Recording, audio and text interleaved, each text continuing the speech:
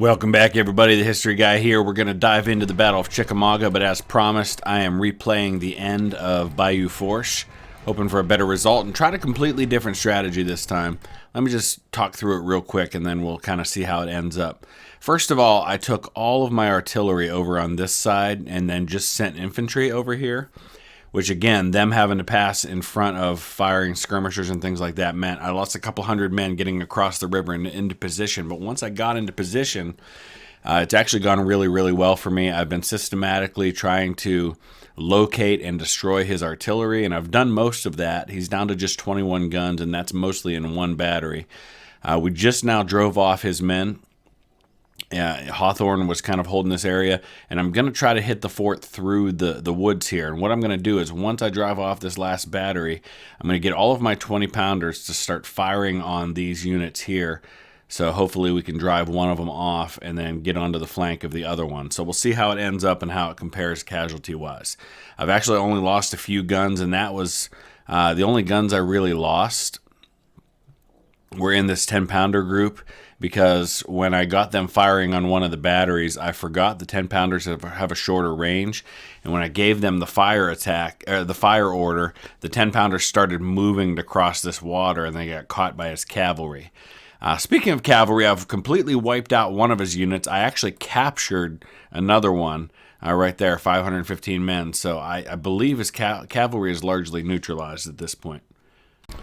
Alright, so there we go. I had all my batteries firing on this one unit so we could get fire on him from two sides. I knew it was only a matter of time before he broke. Now that he broke, the other ones should break fairly easily. And then we just start wiping him out. His guns are gone. He has 0 guns left. I lost 3 of my guns, so much, much better result already just with that.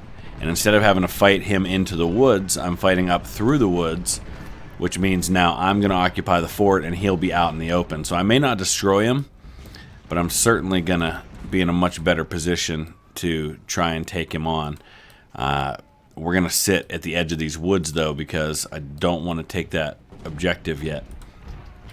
I think he still may have another cavalry unit floating around out here somewhere, so I want to be careful with this.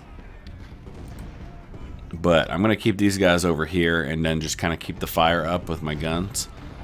And I'm not going to try to pursue him and destroy his army, because unless I can get around this objective and try to catch him out in the open that way. But I'll do what I can. Regardless, the result's going to be much, much better this time around. Alright, I don't have a lot of time left. I've got about 40 minutes left, and I've got to take the objective before that hits 10 o'clock. So, 8 o'clock. So what I've done is I've brought most of my guns up here so they could get resupplied, because they were running low on ammo and my supplies were empty. And we're going to try and push the issue now. I'll leave Gordon back here so he can take the objective. And we're gonna press forward with these 4 brigades and try to push them across the river into these waiting brigades over here. And I think with that, we'll go ahead and send some skirmishers as well. And let's see if maybe we can't try to destroy most of what's left. He's got one fairly large unit of cavalry still floating around out here that makes me a little nervous out here in the open like this. But I think it's probably going to be worth it. There they are, 644. Not enough to really mess me up as long as I keep my infantry close together. Just got to keep an eye on this timer. Oh, he's got 2 units of cavalry out there. I'm not so sure whether or not I'm going to be able to drive him across, but we're going to give it a try. Just got to keep these guys close so the cavalry can't take advantage. Alright, I'm moving my infantry onto the objective because we've only got 10 minutes to go, and I want to make sure that I'm at least contesting it when the time comes. And I don't have time to push them across, so that's probably a bad idea because he's in fortifications here, but I'm just trying to inflict a few last-minute casualties on these guys before the timer runs out in 8 minutes. And I do have them down to about 5,700 men. I've still lost more than I probably should have, and if I went and played this a 3rd time, I could probably time it right to where I could destroy his whole army and cut down my casualties. But there's the time. So that time, 4,300 lost. We took out all of his artillery, took out 1,000 cavalry, actually captured some cavalry, and took out about 11, 12,000. Looks like about 12 to 13,000 in inflicted casualties. So we could have done more with a little bit more time, but there you have it. Now we go into the first part of Chickamauga.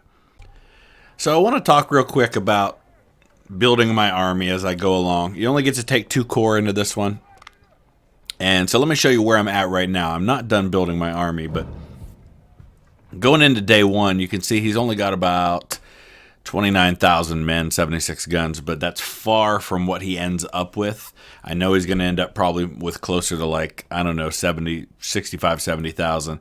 So my 2 right now, I've got 49,220 guns. So it looks like a big advantage, but I know that number is going to go up a lot higher, so I've got to be ready for that. Now, on the surface, as you look at my army, there's a lot of room for growth. A lot of these units are only at 1,000, but they're almost all 2 stars at least. But I've got 27,000 reinforcements available, and but only $64,000. The good news is, if you go to my barracks, or my armory, I've got a ton of weapons I can sell. Springfield 1842s alone, I got 25,000 of them sitting here. The only time I use any of those is when I'm building those kind of 500-man units I don't ever actually fight with, but I don't need that many of those. So just to give you an example, just if I even sold 15,000 of those, that makes me another 120,000. So that's a big, big deal. And there's a lot more room than that to grow. I've got a lot of Tyler, Texas that I could sell that I'm not going to use, even just selling 2,000 of those. So I've got a lot of money here that I can work with, and I'm going to start building up my army a little more. All right, so I'm unsure exactly how much the scaling is going to affect things, so I'm going to stick with what I've got right now, which is just under 56,000 men and 244 guns, knowing that it's a multiple day battle, and if I absolutely need to, I've got some room to go back in and make some additional changes. And I've got about $200 and some thousand left after I went and sold some more weapons. So I'm going to go ahead and fight the first day of the battle, which is not going to involve a lot of men, and kind of see where things are at that point and go from there.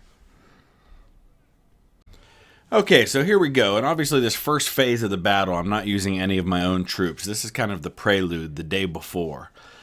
So we're basically just defending and going to try to inflict as many casualties on him as I can during this first phase as he tries to cross at a couple of different locations.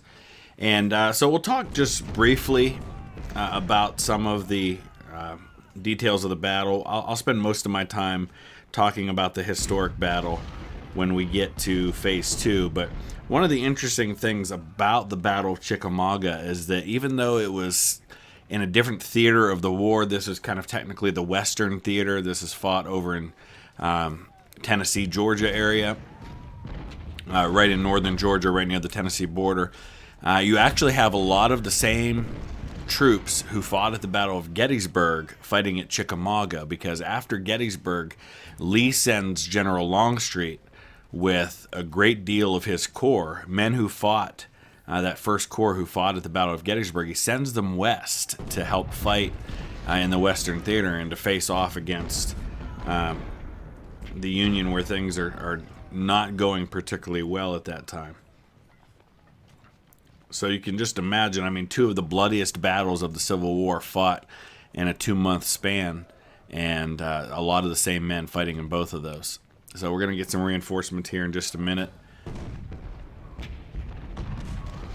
Historically speaking, the Union Army under General Rosecrans has about 60,000 men at this battle. So we're probably going to be pretty close to that. All right, so we've got some reinforcements coming now.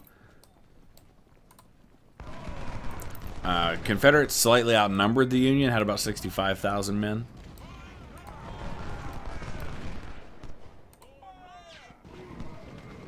Bloody, bloody battle. 16,000 casualties on the Union side, about 18,000 on the Confederate side.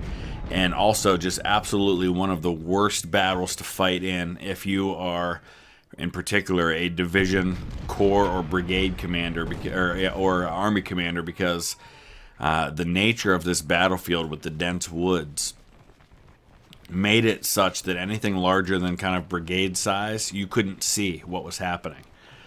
So you might be able to see a couple of regiments at a time. And what ends up happening in this battle is that is what determined the outcome of this battle, because General Rosecrans, the commander, was worried there was a gap in his line. But the gap didn't actually exist. But in order to compensate for the gap he thought was there, he created an actual gap in his line. So it was kind of a self-fulfilling prophecy. And that ended up being the difference in this battle.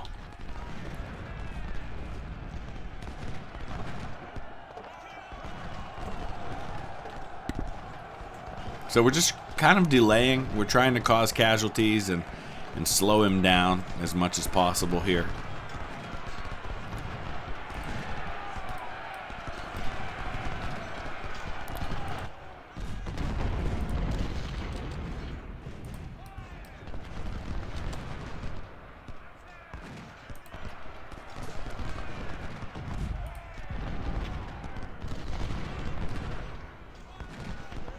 Looks like he's kind of gotten himself across the river. Hoping we can rout these guys yet. I'm going to go ahead and bring these Illinois troops up. I probably should have done this from the beginning. Eventually we won't be able to stop him, but that's okay.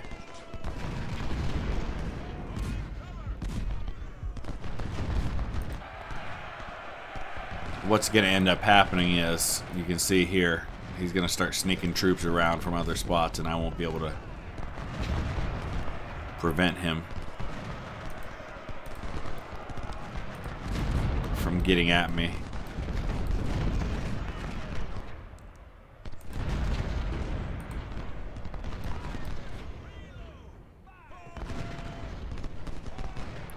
So we're just hanging on as long as possible.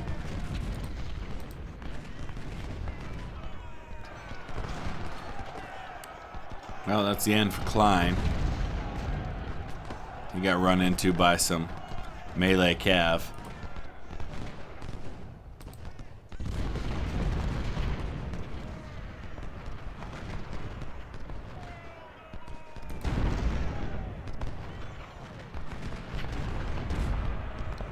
And I think we're going to go to the next phase here pretty soon. Getting overrun up here now. That's okay. Again, I'm not too worried about that. Not entirely sure why it is that he has the objective here, but we're going to fix that.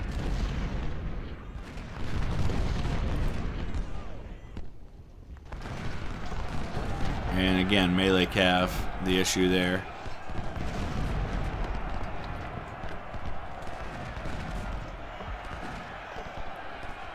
And we move on to the next phase. Alright, so as long as we hold, I believe it's just one of these bridges, one of these fords, these crossings, then I think we're okay for the rest of the battle. So we're going to go ahead and kind of hunker down with my own troops over here. And I'm trying to pull out who I can from this area here, and we're gonna put them in to kind of hold right here. So that's the plan. We'll see how it actually works out. I believe that's all I need to do, but I could be wrong. Maybe I actually need to hold one of the actual bridges. And if that's the case, I'll probably have to replay this phase and then just send my forces up here to take that bridge and not worry about these fords. But I think I'm okay as long as I hold a ford. Alright, here they come. And these are pretty strong fortifications. I just remember from having to attack them how strong they are. And we're going to get the Ohio Outlaws to help out. I should have probably broken off skirmishers sooner from all of these units. Man, he's going to be loading up heavy on this side.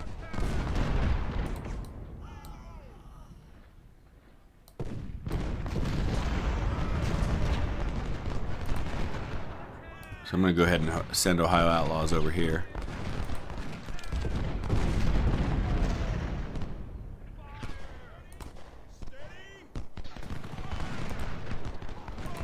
'17th Indiana on their own, kind of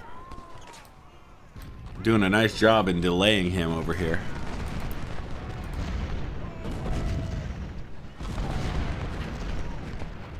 Oh, Ohio Outlaws, what happened?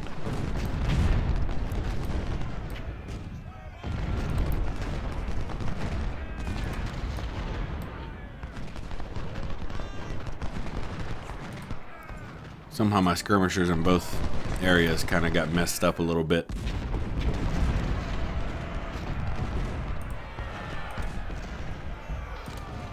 Alright, they're overrunning the 17th Indiana now. That's okay. They're just buying time for me.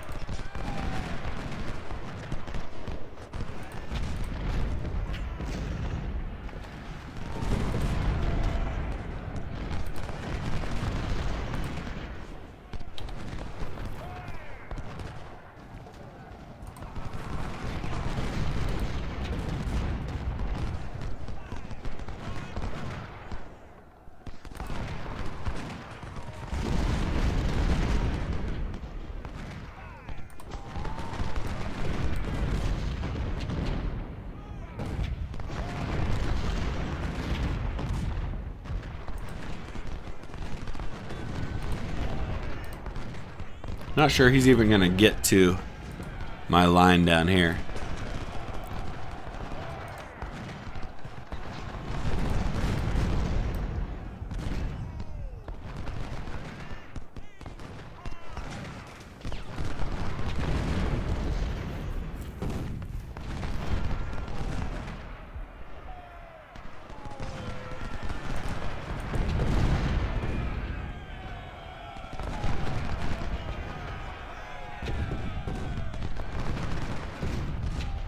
Nice.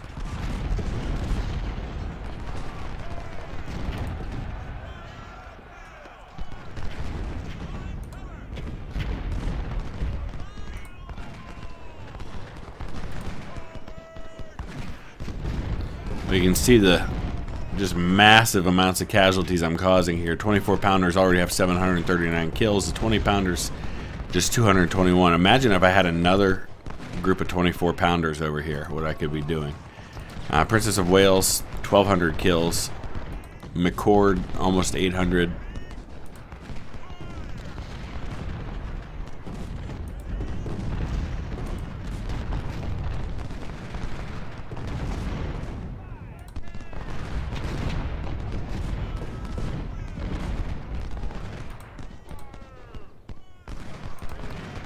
And he's not even trying to hit me up here.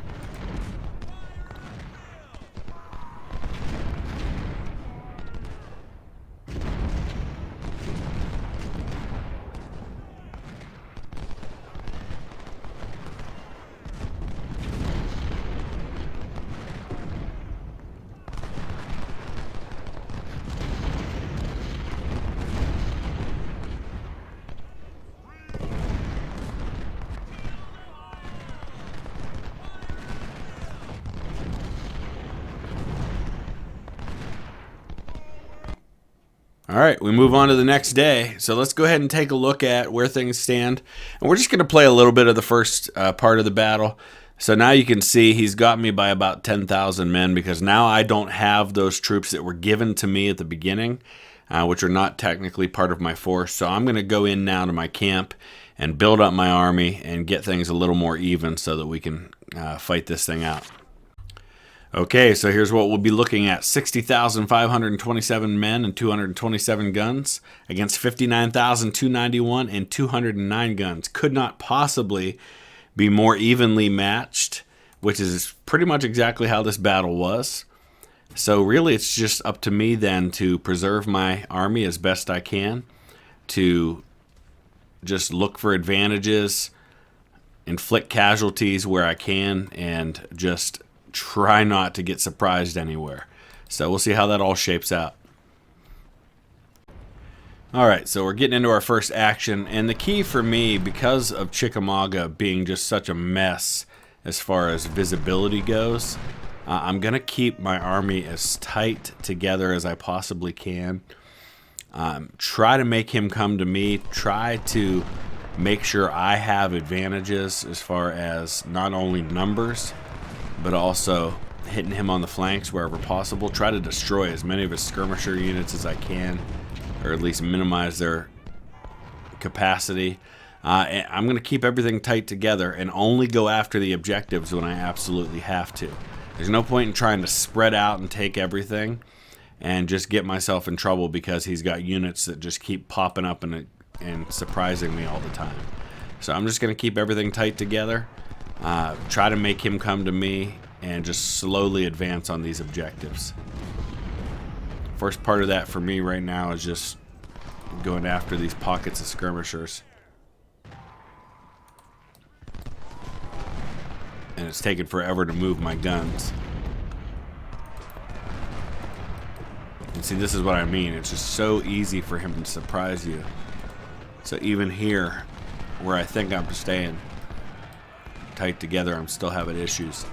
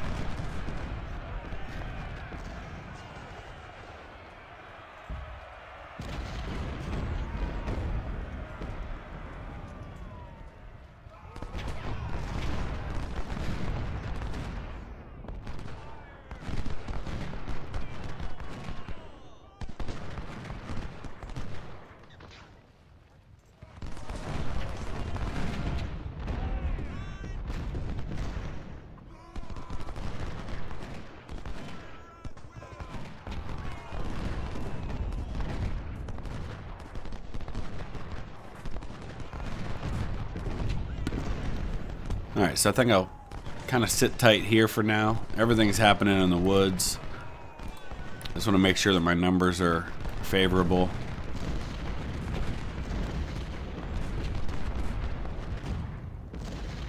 We're getting some more reinforcements now. Not quite sure where they're coming from.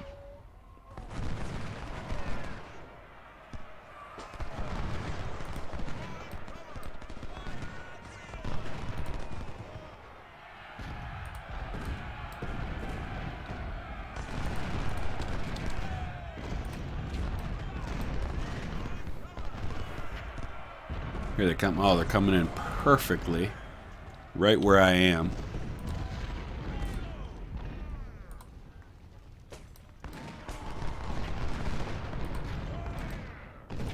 I just got to cover all of the areas that he might sneak up on me from.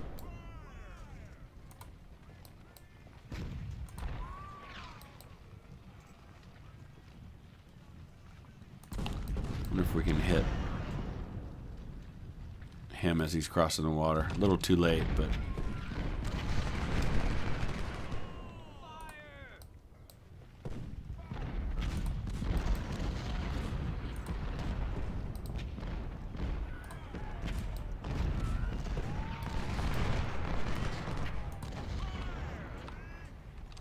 okay. So we're just gonna sit tight here, cover all my bases, try to inflict casualties, and slowly press toward the objective. Try to have numerical advantages wherever possible.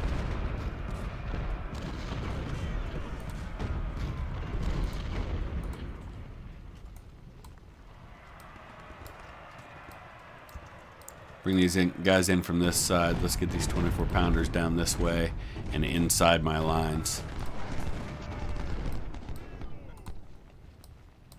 Protect my flank with some skirmishers. This battle, probably more than any other, really requires a lot of discipline as far as your lines, the integrity of your lines, making sure your flanks are covered, all of that kind of basic stuff that you should always be worried about, but matters so much more in a battle like this. Are these skirmishers really going to charge into me like that?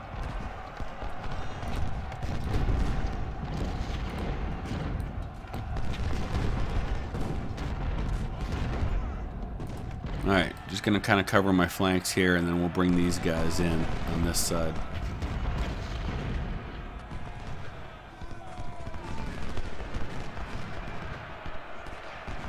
got a pretty good numerical advantage right now, but by the time I would try to press that, we enter the next phase of the battle.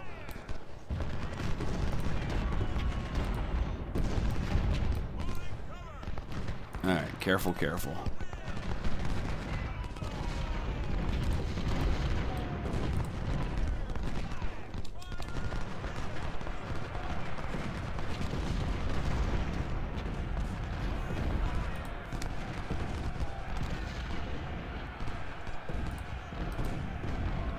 Let's get these 24-pounders moved up. I'm going to bring these ones down too.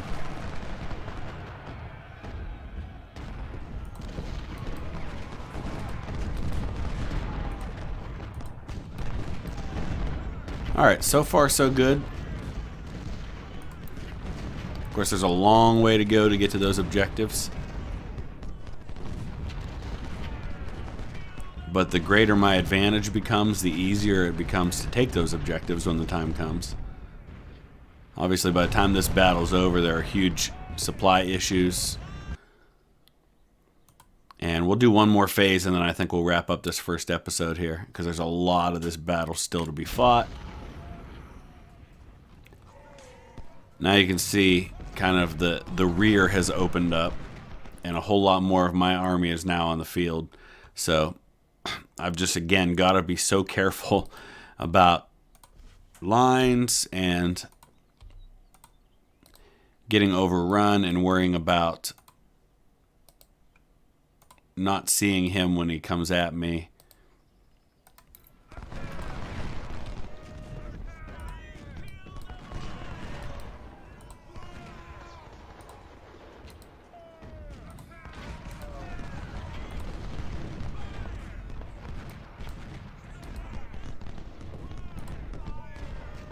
And covering these objectives in the rear.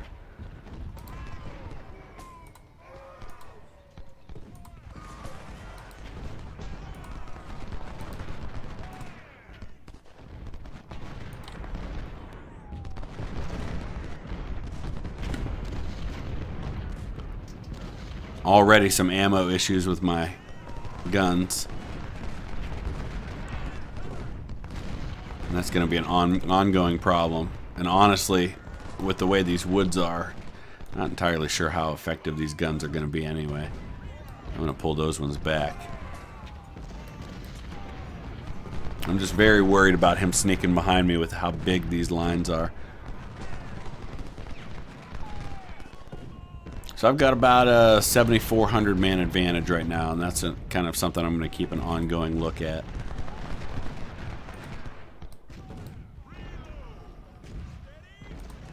I don't want to stray out of these woods.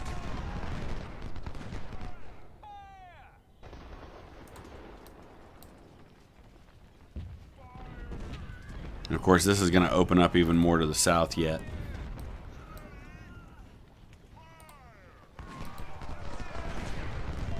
Let's get these supplies sent up here.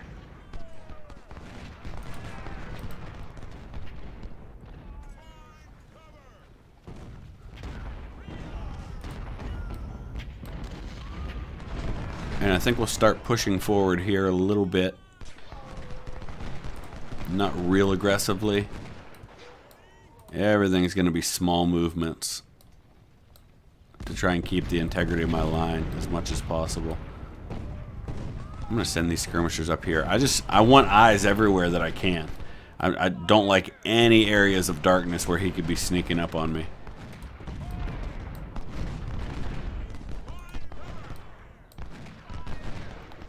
So now we got to watch Chatham's division. Hey, there's Nathan Bedford Forrest. We could save the post-war South a lot of grief if we take him out.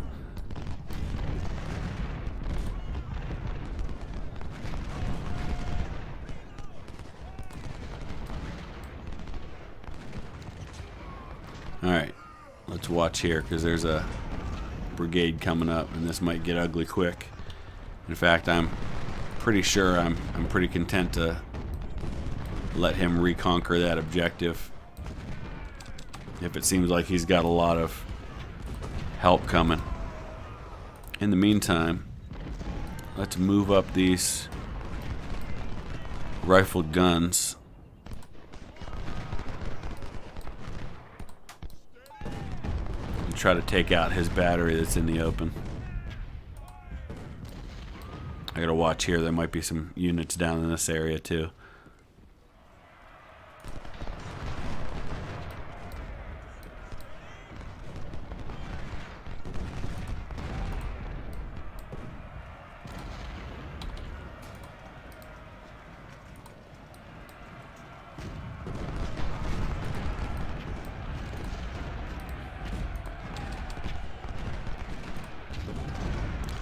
Three full brigades coming at me right here. All right, we're gonna pause for a second because this is where it's gonna start getting interesting now. The good news is I've got 24 pounders in this area here, so Govan is not an issue that I'm concerned about. I'm much more concerned about what's happening right here. This little counterattack. So I'm going to play things slowly for a little bit here while I deal with that.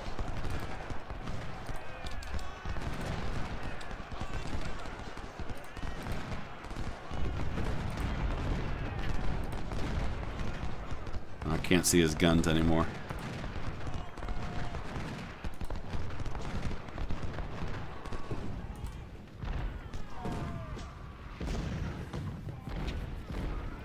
Okay. I think the initial crisis averted there. Man, I wish I could see those guns. I need to get at them. Where's the supply?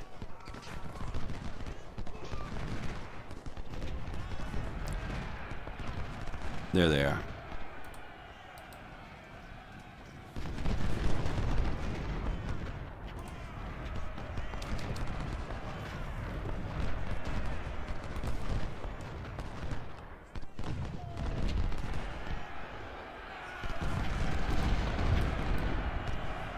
As I advance more, this line kind of gets a little more difficult to keep intact.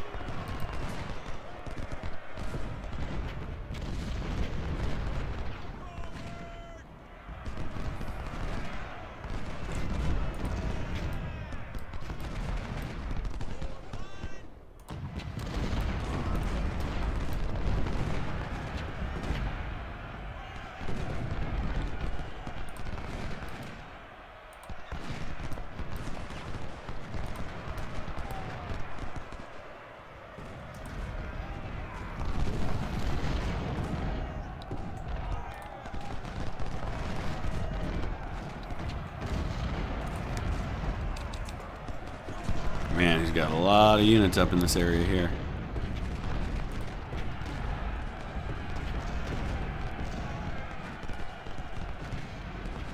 Alright, supplies are coming, guys.